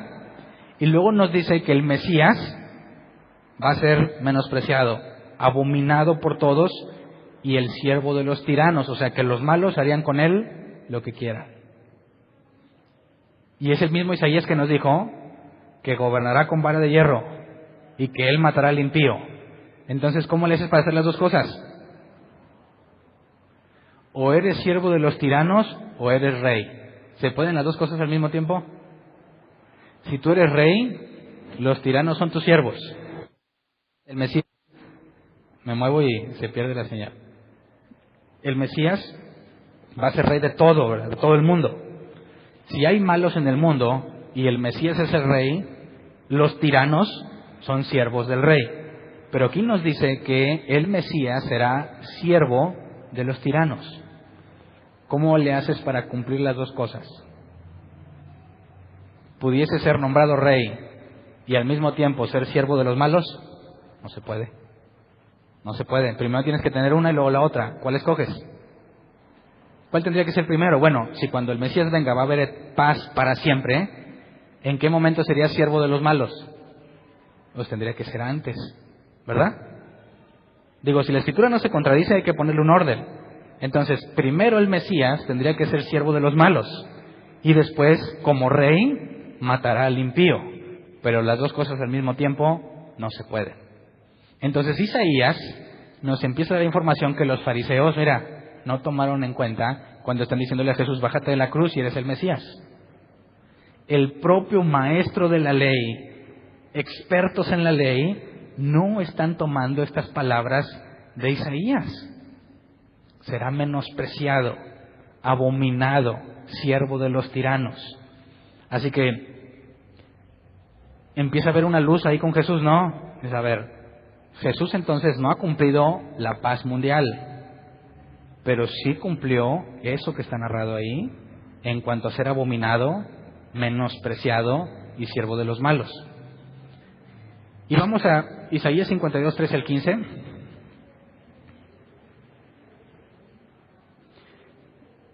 Porque este capítulo y el que sigue nos van a permitir sacar conclusiones finales en cuanto al tema. Dice, aquí mi siervo será prosperado, será engrandecido y exaltado y será puesto muy en alto. Está hablando del Mesías otra vez. ¿Cómo se asombraron de ti muchos? De tal manera fue desfigurado de los hombres su parecer, y su hermosura más que la de los hijos de los hombres. Así asombrará él a muchas naciones. Los reyes cerrarán ante él la boca, porque vieron lo que nunca les fue contado y entenderán lo que jamás habían oído. ¿A qué hace referencia? Fíjate, dice, sí, será exaltado, pero también será desfigurado. Y cuando lo vean los reyes de la tierra, se asombrarán, porque entenderán lo que jamás supieron. Entonces el Mesías sí será exaltado, pero también será llevado al punto de decir que lo desfiguran. ¿Cómo le fue a Jesús? ¿Cómo lo dejaron? Ahí está la película de La Pasión de Mel Gibson, ¿verdad? Que no podemos decir que es verdad histórica, pero si los romanos se ensañaron con él, hay muchas evidencias históricas de la maldad y las torturas inhumanas que sufrían los presos. Y la evidencia médica o el análisis médico nos deja ver que realmente debe haber quedado desfigurado. Entonces, ¿cómo es posible que el Mesías, el Rey de todo, llegaría a este punto? Y el capítulo de Isaías 53, quisiera que lo leyéramos todo, porque, fíjate, vi un experimento. Yo sé que nuestros amigos ortodoxos no les gusta este capítulo. Y ellos aseguran que no habla del Mesías. Y ellos aseguran que habla del pueblo de Israel. Pero después de lo que leamos, te voy a preguntar si tú crees que habla del pueblo de Israel. Pero el punto es que este pasaje hicieron un experimento. Dijeron, bueno, ¿qué tal si hablamos con judíos a los que no se les ha dicho que este capítulo no habla de Jesús, sino que habla del pueblo de Israel? ¿Cómo reaccionarían? ¿De quién pensaría que este pasaje habla? Entonces se fueron por las calles de allá de aquellos lugares, Jerusalén, se topaban personas que no tienen una educación formal por parte de un rabino y les leyeron este pasaje y les pedían que interpretaran o dijeran de quién habla este pasaje. Todo el capítulo 53. Hagamos el mismo experimento. Leamos. Isaías 53 dice: ¿quién ha creído a nuestro anuncio? ¿Y sobre quién se ha manifestado el brazo de Jehová? Subirá cual renuevo delante de él y como raíz de tierra seca. No hay parecer en él ni hermosura. Le veremos más inatractivo para que le deseemos. Despreciado y desechado entre los hombres, varón de dolores, experimentado en quebranto, y como que escondimos de él el rostro. Fue menospreciado y no lo estimamos. Ciertamente llevó él nuestras enfermedades y sufrió nuestros dolores, y nosotros le tuvimos por azotado, por herido de Dios y abatido. Mas él herido fue por nuestras rebeliones, molido por nuestros pecados, y el castigo de nuestra paz fue sobre él, y por su llaga fuimos nosotros curados. Todos nosotros nos descarriamos como ovejas, cada cual se apartó por su camino, mas Jehová cargó en él el pecado de todos nosotros. Angustiado él y afligido, no abrió su boca, como cordero fue llevado al matadero, y como oveja delante de sus trasquiladores, enmudeció y no abrió su boca. Por cárcel y por juicio fue quitado, y su generación, ¿quién la contará? Porque fue cortado de la tierra de los vivientes, y por la rebelión de mi pueblo fue herido. Y se dispuso con los impíos su sepultura, mas con los ricos fue en su muerte, aunque nunca hizo maldad, ni hubo engaño en su boca. Con todo eso, Jehová quiso quebrantarlo, sujetándole a padecimiento. Cuando haya puesto su vida en expiación por el pecado, verá linaje, vivirá por largos días, y la voluntad de Jehová será en su mano prosperada. Verá el fruto de la aflicción de su alma y quedará satisfecho. Por su conocimiento justificará mi siervo justo a muchos y llevará las iniquidades de ellos. Por tanto, yo le daré parte con los grandes, y con los fuertes repartirá despojos. Por cuanto derramó su vida hasta la muerte y fue contado con los pecadores, habiendo él llevado el pecado de muchos y orado por los transgresores. ¿De quién habla? Le preguntaron a los judíos: ¿de quién habla? ¿De quién crees que dijeron que hablaba? Ninguno dijo que del pueblo de Israel. Ninguno. ¿Tú crees que el pueblo de Israel vivió todo eso? No, digo, les fue muy mal. Les ha ido muy mal, y sobre todo en el Holocausto. Pero ¿cuánto el pueblo de Israel fue contado como un justo sin mancha? Nunca. No tiene sentido. Hay pasaje que dice: Él pagó por todos nosotros, incluyéndose el que está hablando, ¿verdad? ¿Cómo es que el pueblo de Israel pagó por el pueblo de Israel? No tiene sentido. Pero por eso digo que no les gusta este capítulo, porque sí o no narra exactamente lo que le pasó a Jesús. Con lujo de detalle nos explica todo lo que sucedió. Ahora, este es el Mesías. ¿Cómo le haces para que el Mesías venga a reinar y también viva esto? ¿Y cómo fue que fue siervo de los malos? Aquí dice: porque Dios quiso sujetarlo a padecimiento. ¿Qué le dijo Jesús a Pilato? No tendrías esta autoridad sobre mí si no te fuera de arriba. ¿Qué hizo Jesús cuando se quejó, se resistió? No, como oveja llevada al matadero. Y por lo que él hizo, dice, expió el pecado de muchos. Expiación. Los únicos que pueden hacer expiación son los sacerdotes. ¿Se acuerdan que el Hijo de Dios, el Mesías, en el Salmo 110, versículo 4, dice: tú eres sacerdote para siempre según el orden de Melquisedec? Ahora, ¿era el pueblo de Dios sacerdote? ¿Todo el pueblo? No. Así que en Isaías 53 está claramente ejemplificado que el Mesías tendría que padecer. ¿Jesús cumplió con esto? Sí. Entonces, ¿qué decimos a los que dicen: a ver, ¿Jesús es el Mesías? Le dice: sí. ¿Y la paz? ¿Dónde está la paz mundial? No, pues no hay paz. ¿Ya ves? Entonces no es el Mesías. ¿Qué le contestas?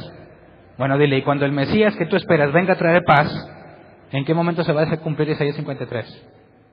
¿En qué momento va a sufrir? Isaías 53 no me gusta, no vale. Bueno, Salmo 22. ¿En qué momento se va a cumplir el Salmo 22? ¿Tampoco te gusta? Bueno, Isaías 49, cuando sea abominado por las naciones, despreciado y menospreciado. ¿Cuándo? Estamos exactamente en el mismo problema, ¿no? Si yo reconozco que el propio Jesús dijo, no crean que vine a traer paz, ¿se acuerdan? Vengo a traer espada. Y dice el judío, ya ves, el propio Jesús te lo dice. Sí, el propio Jesús me confirma que primero tenía que padecer. ¿Verdad? Porque si llega un Mesías, que nuestros amigos ortodoxos esperan, si llega un Mesías y trae paz mundial, es imposible que cumpla esto. Si llega un Mesías que es coronado rey, jamás sería siervo de los tiranos. Así que ¿quién tiene más problemas? ¿Nosotros que decimos que el Mesías ya vino o ellos que dicen que apenas va a venir? Ahora, ¿se acuerdan que vimos Daniel 7? Y la profecía de Daniel cuando dice que se le quitará la vida al Mesías, mas no por sí. Y eso sucederá, ¿cuándo? Había una seña, ¿se acuerdan? Que tiene que ver con la destrucción del templo. Antes de que el templo fuera destruido. Y el templo ya fue destruido. Si hay alguien que está esperando otro Mesías, ahí tiene un problema grave. Porque el propio Daniel dijo que vendría antes de que fuese destruido el segundo templo. Y ya fue destruido. Así que los discípulos dicen, bueno, Jesús, tú eres Dios, me queda claro, ya entendí. Ahora, ¿entiendes por qué tenía que sufrir? Porque están profetizadas las dos cosas. Va a haber paz y va a sufrir demasiado. Pero por medio del sufrimiento justificará a muchos. Y cuando leamos la carta a los Hebreos y la carta a los Romanos nos dice que este sufrimiento, debido a que padeció hasta la muerte y muerte de cruz, Dios lo exaltó hasta lo sumo. Así que el Mesías no podría recibir el reino si primero no muere.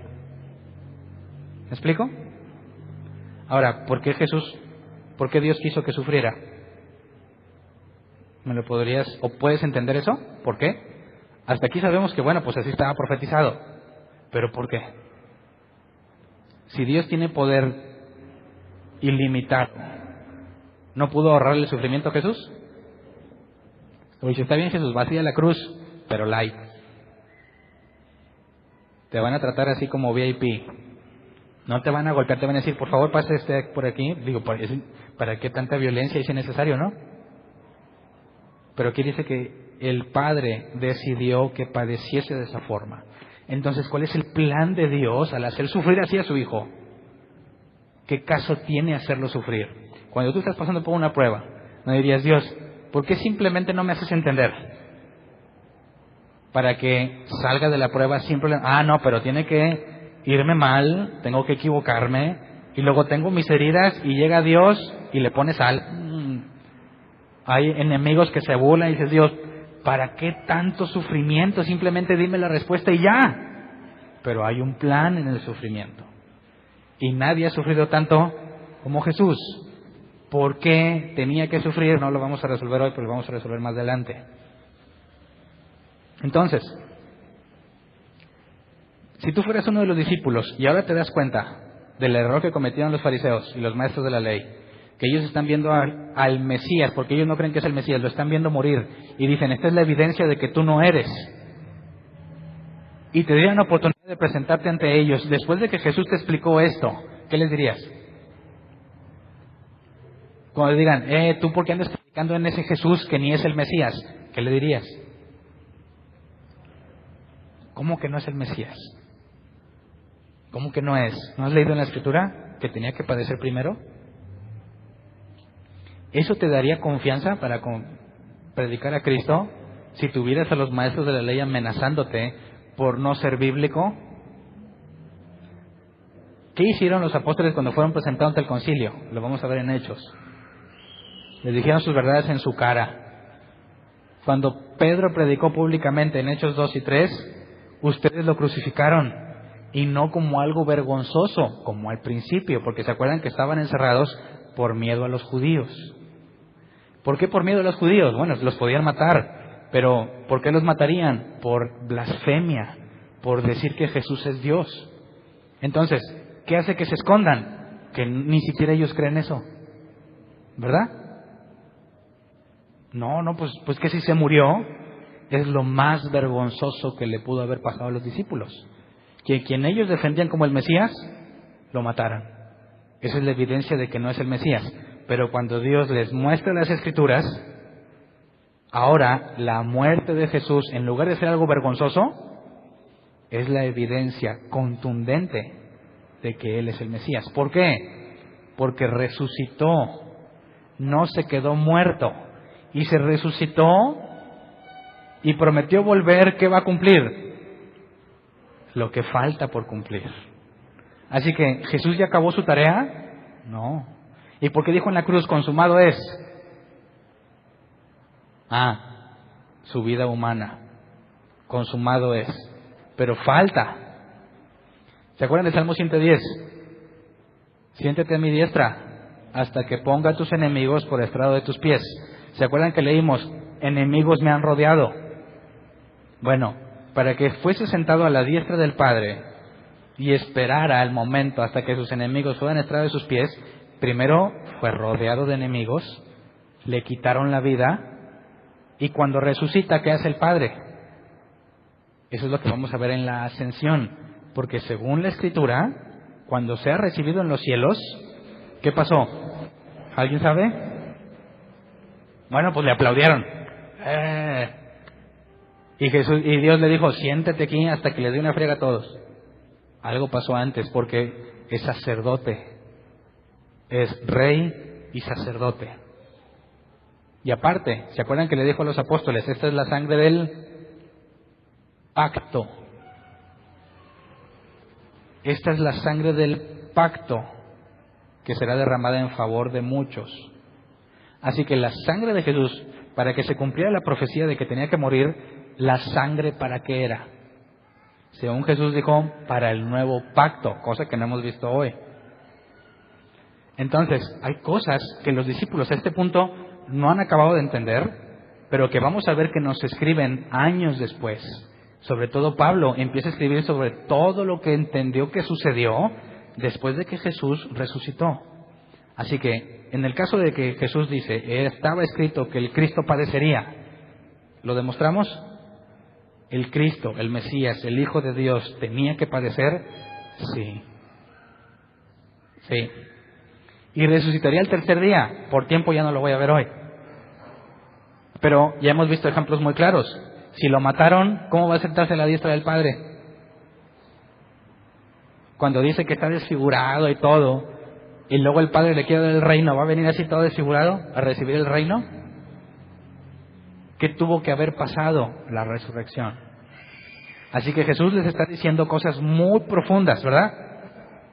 El Cristo tenía que padecer y el Espíritu Santo hace su tarea. A ver, este pasaje, y este, júntalos. ¿Entiendes en qué se equivocaron los fariseos? ¿Entiendes cómo puedes estar equivocado tú? Los fariseos tienen un montón de pasajes y dicen, mira, bastantes. Y todos concuerdan con lo que yo pienso. Y Jesús estando en la cruz les dice, Salmo 22.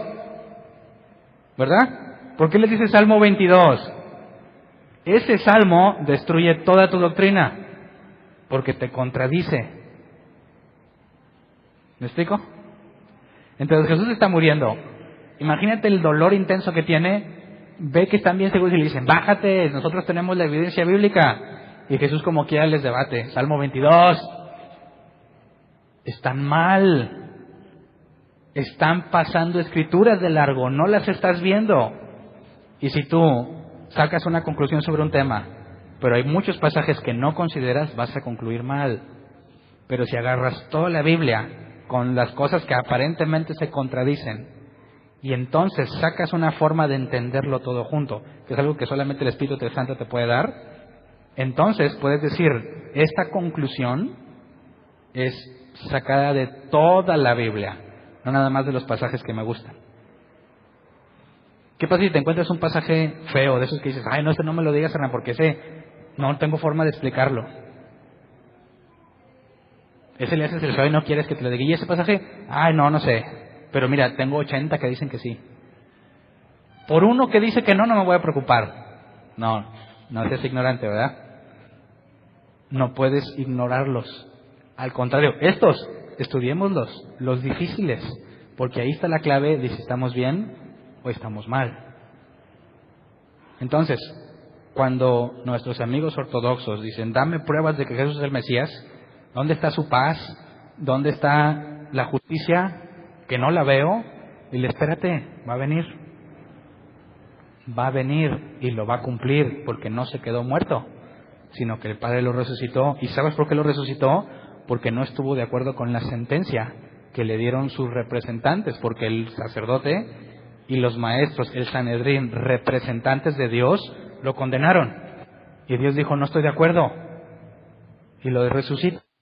La resurrección es evidencia de que Dios no avala el veredicto que le dieron. Entonces, resucitó, y hay muchas más implicaciones que ya estuvimos viendo en cuanto a la resurrección, pero ha prometido que volverá. Y cuando vuelva, se va a cumplir todo eso. Toda rodilla se doblará. Instaurará paz mundial. Y esa es la promesa de la iglesia. Reinarán juntamente con Cristo. Entonces, ¿Jesús acabó su obra? No. ¿Qué es lo que está esperando Jesús para continuar? Salmo 110. Siéntate en mi diestra hasta que ponga a tus enemigos por estrado de tus pies. ¿Qué fue lo que dijo Jesús? Le preguntaron, ¿cuándo es la hora final? Nadie lo sabe. Ni los ángeles, ni el Hijo, sino el Padre que está en el cielo. Entonces Jesús está esperando que el Padre le diga, ya. Y cuando diga ya, Jesús ya no viene como siervo. Viene como el león de la tribu de Judá. Viene a cumplir la parte que falta. Y esa es la esperanza del creyente. Esa es nuestra esperanza. Esa es la esperanza de los discípulos, que regresará. Y cuando regrese, se verá lo que somos. Porque según Pablo, todavía no se ve lo que somos. ¿Quién de aquí es hijo del rey? ¿Verdad? Vamos a empezar con sus preguntas capciosas, ¿verdad? ¿Quién de aquí es hijo del rey? Levante su mano. ¿Nadie? No, pues ya me voy entonces. Yo no me junto con ustedes. ¿Quién de aquí es hijo del rey? ¿No sabes? ¿No sabes? Estás en apuros. ¿Qué estás haciendo aquí entonces? No, Aran, es que me equivoco como 8. ¿Y dónde dice que ya no te vas a equivocar? No, Aran, es que sigo pecando. ¿Dónde dice que ya no vas a pecar? ¿Dónde dice eso? En ningún lado dice que vas a dejar de pecar hasta que nazcas de nuevo. Pero con la resurrección física. Cosa que no ha sucedido, ¿verdad? ¿Quién de aquí tiene un cuerpo glorificado o no saben qué es eso? Esa es otra de las cosas básicas del cristiano que vamos a tratar conforme entremos al libro de los Hechos en adelante. Ahorita no se ve lo que somos. Tienes el Espíritu Santo. Ok, la garantía de que un día va a venir por ti. Y esta la guardas con temor y temblor, no porque se te va a perder, sino porque es lo más valioso que tienes en la vida. Y si tienes esta garantía, que es el Espíritu Santo, hay frutos: amor, gozo, paz, paciencia, benignidad, fe, bondad, mansedumbre y templanza, que son visibles. Y entonces Jesús dijo, por sus frutos los conoceréis. Si tú eres bien enojón, cero paciencia, conoces a Dios y te convertiste en algo paciente, alguien que ahora tolera, no en forma mágica, pero mínimo gradualmente, ¿tienes evidencia de qué? De que tienes el Espíritu Santo. Y si tienes el Espíritu Santo, tienes la garantía de que va a venir por ti. Así que esto a los discípulos, cuando Jesús les dice, está en la Escritura, entienden que Jesús es Dios, ¿cómo deberían de sentirse? Lo vemos en la carta a los Hechos. Les vale ahora lo que los maestros de la ley digan. Que si los amenazan de muerte, es muy fácil señalarles sus errores. Vamos a ver cómo a Esteban lo mataron a pedradas porque no pudieron defenderse. Porque Esteban les empezó con la Biblia, mira, así, así, así, así, y llegó el punto en que ustedes lo mataron. Ustedes, tontos, negaron al Espíritu Santo ya. Y como no tienen forma de demostrar que Esteban está equivocado, lo matan. Así que cuando tú te topes a alguien que asegura que es bíblico y le digas así como que el Salmo 22, ¿cómo va a reaccionar? Lo más probable es que se enoje. Y si tuviera el poder para hacerlo, hasta te mataría y con gusto. ¿Por qué? Porque Jesús dijo, siendo ciegos, aseguran que ven. Y si un ciego guía a otro ciego, ambos caerán en un pozo. Por eso, ¿quién de aquí ve? ¿Quién de aquí dice, no, yo sí veo? ¿Quién? No, no puedes andar diciendo eso por la vida, ¿verdad? Por eso, una persona que es bíblica, ¿cuál es la actitud que debe de tomar cuando habla de la Biblia? Decir, mira, con todo lo que yo he estudiado, esta es la conclusión a la que he llegado, pero no lo sé todo. Si alguien viene y me dice, Salmo 22, y nunca lo había leído, nunca lo había entendido, tengo dos opciones, ¿verdad? La primera es ser como los fariseos, es decir, no me importa, yo como que estoy bien. La segunda, muchas gracias. Ahora sí, ya me desmoronaste todo lo que tenía. Pero esta pieza, cuando empiece a construir arriba, ya no se me va a desmoronar. ¿Es motivo de alegría o de enojo? Debiese ser una intensa alegría. Y eso espero ver de ustedes. Y yo espero que ustedes vean eso en mí. Que nadie tiene la sabiduría para decir, tengo toda la verdad. Caes en el mismo caso que los fariseos hipócritas. ¿Se requiere humildad, sí o no? Porque tenemos conocimiento limitado. Hay muchas cosas que no sabemos y estaremos agradecidos con quien nos las muestre. Porque entender es algo que viene de Dios, y si alguien viene y te hace entender, si alguien te demuestra en las redes sociales o donde sea un pasaje que te pone en duda, no digas, me vale. ¿Sabes qué? Ya me moviste bien feo el tapete. Déjame estudiarlo. Esa es la actitud de los apóstoles. No le pueden decir, no, Jesús, no, yo no estoy de acuerdo con esa interpretación. ¿Qué demostrarían? Según Jesús, no son de mis ovejas. Jesús dijo, mis ovejas oyen mi voz y me siguen. Y no escuchan, no siguen a otra voz. Entonces, la humildad es una característica indispensable para alguien que asegura que sigue a Dios con todo su corazón buscándolo en la Biblia. Así que no me gustaría encontrarlos en las redes sociales peleándose obstinadamente sin tomar en cuenta todos los pasajes relacionados a la Escritura. Y mucho menos andar menospreciando a las personas porque no tienen tantos pasajes en su mente como tú. ¿Me explico? Entonces, hemos orado que seamos como los discípulos, ¿verdad? ¿Se habrán sentido humildes los discípulos ante entender semejantes cosas? Sí, y eso debería pasarte a ti. Humildad. De decir, como Pablo, cuán profundas e insondables son la sabiduría de Dios, las cosas que Dios ha revelado. Son tan profundas que nos cuesta trabajo entenderlas. Pero debemos estudiarlas, ¿verdad? Entonces, yo acabo con esto.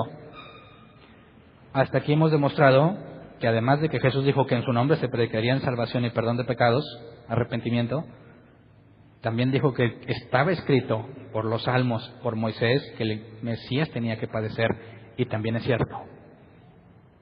Lo único que nos falta, que espero lo veamos en el próximo tema, es la resurrección.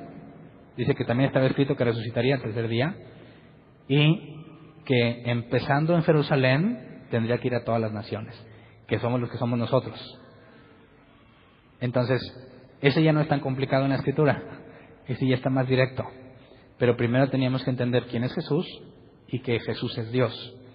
Y eso, indudablemente, debe transmitirse en seguridad de en quién has confiado, de a quién vienes a estudiar, porque venimos a estudiarlo a Él, y de la humildad que debemos de tener ante lo que hemos aprendido de quién es Él.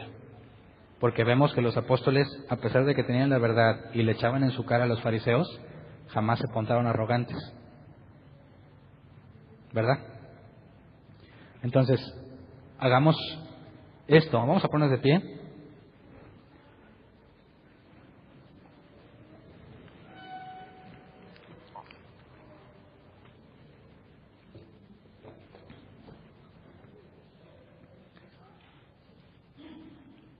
Yo espero, y espero que sea de parte de Dios también, porque no te lo puedo decir con toda certeza ahorita, las cosas se están acomodando de una forma muy particular.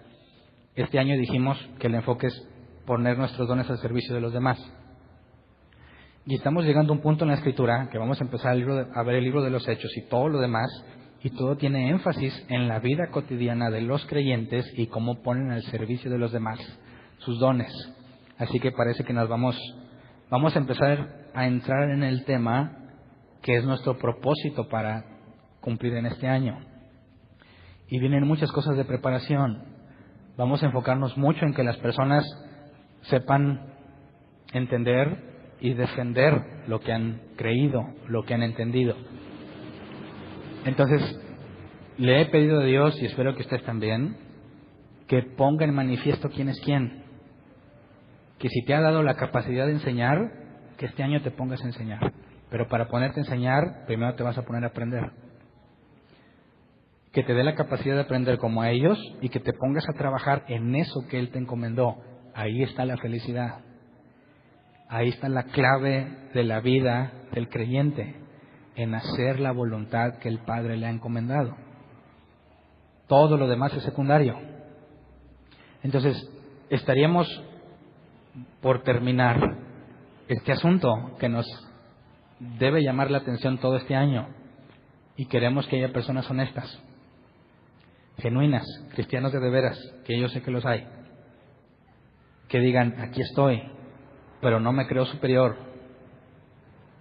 no soy mejor que los demás, cada uno tenemos responsabilidades distintas, que la puedas identificar y que te puedas poner a trabajar, y que podamos multiplicar lo que Dios nos ha permitido entender por medio de las Escrituras.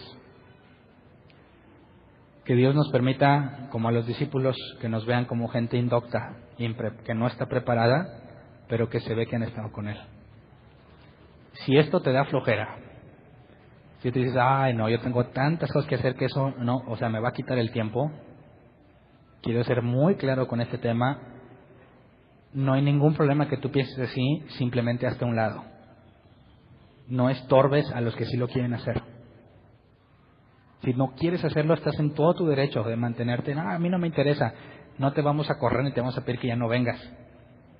Aquí se puede congregar el que quiera venir, pero no estorbes a los demás. Deja que los demás busquen. Cada quien enfóquese en encontrar qué es lo que Dios le ha dado para que se ponga a trabajar. Que por nuestra parte, los que tenemos la responsabilidad, ancianos y diáconos, vamos a estar enfocados en darles todo lo que nosotros podamos dar para que estén capacitados. Y entonces se cumple lo que dice la Escritura. Por medio de los ministerios se capacita el cuerpo de Cristo para su obra. Y entonces podremos hacer algo que no hemos podido hacer, lo que los discípulos se enfocaron, ir y hacer discípulos a las naciones. Hasta ahorita nadie ha sido discipulado, nadie. Porque venir aquí a la iglesia, eso no es ser discipulado. Vamos a empezar a trabajar en eso. Pero necesitamos a las personas que genuinamente consideran a Dios como lo más valioso que tienen. No he sido muy práctico en estos últimos temas. He dicho mucha teoría, pero esa teoría es indispensable para el que quiere conocer a Dios y para el que considera a Dios como valioso. Entonces, yo quisiera que le pidiéramos a Dios esto, en lo individual, no como iglesia, en lo individual, cada uno de los que estén interesados, decir, Dios, quiero trabajar para ti este año. Acomoda lo que tengas que acomodar, quita lo que tengas que quitar, modifica lo que tengas que modificar, pero hazme trabajar. Porque ahí está la clave de que cuando venga nuestro maestro, nos dirá, bien, buen siervo y fiel. En lo poco fuiste fiel, en lo mucho te pondré. Entonces, la clave está en el servicio. Si tienes ganas de servir y no sabes en qué, ahí está tu tarea. Pregúntale a Dios, ¿qué voy a hacer yo? Si ya sabes en qué, dile, Dios, permíteme dar la evidencia de que eres tú quien me tiene trabajando. Y si no sabes ni qué, ni tienes ganas, dile, Dios, permite que no sea un estorbo, para que el que sí quiere y el que sí lo busca no encuentre tropiezo en mí. ¿Me explico? Vamos a orar. Señor, para nosotros como congregación y en lo individual, por todo lo que nos has enseñado, por todo lo que nos has permitido entender, hemos podido vernos como la parábola que dices del hombre que encuentra la perla de gran precio, que al encontrarla está dispuesto a vender todo lo que tiene con tal de obtenerla. Señor, enséñanos a ser como Pablo, que decía que todo lo tiene por basura con tal de ganarte a ti. Enséñanos a ser como los discípulos que en lugar de pedir bienestar y prosperidad, pedían denuedo para hablar tu palabra y tu respaldo cada vez que ellos hablaran. Vemos que a ellos les dejaste perfectamente en claro lo que tenían que hacer, y eso es lo que queremos pedirte hoy. A cada uno de los que tú has movido a servir, a cada uno de los que realmente tú has traído y que eres lo más valioso que tienen, te pedimos en tu misericordia que les des la misma claridad que los discípulos tenían, que sin lugar a dudas sepan en qué deben de enfocarse, para que podamos ser útiles, Señor, como tú esperas que seamos. Sabemos que podemos confiar en ti cada vez que caemos, cada vez que nos rebelamos contra ti. Enséñanos a confiar que tú eres más fuerte que nosotros y tienes la capacidad y el poder para poner en nosotros el querer como el hacer. Aquel que esté demasiado ocupado, Señor, con cosas distintas a lo que tú le vas a encomendar, según tu misericordia, que le quites todo lo que estorbe. Quítanos todo lo que esté estorbando. Todo lo que esté ocupando nuestro tiempo, que no debiera de ocuparlo, no importa cuánto lo amemos, lo ponemos en tus manos, Señor. Queremos aplicar lo que tú dices, y cualquiera que ponga la mano en tu arado y voltee hacia atrás no es digno de ti. Enséñanos a poner las manos en tu obra y a dejar de lado todo lo demás. Sabemos que confiamos en ti para la provisión que necesitamos, porque tú conoces nuestras necesidades. Y tu palabra dice que el obrero tiene derecho a su salario. Así que te pedimos que pongas en nosotros la fe que necesitamos, el querer como el hacer, y la convicción que le diste a los apóstoles para hablar con denuedo lo que les has encomendado. Hasta ahora nos has permitido crecer, Señor, cada vez somos más en este lugar, pero reconocemos que no hemos cumplido al 100% la tarea básica de cualquier persona que sea llamado oveja tuya, que es hacer discípulos en las naciones. Así que, Señor, discípulame, enséñame para yo poder decir como Pablo, sean imitadores de mí como yo imito a Jesús. Padre, en tu misericordia te pido que entre los que estamos aquí levantes a los que has elegido, los pongas a trabajar, les muestres lo que quieres hacer para que podamos gozarnos en conjunto y ver las maravillas que haces ante nosotros, Señor. Que en todo lo que hagamos la gloria y la honra sean solo para ti. Gracias. Amén.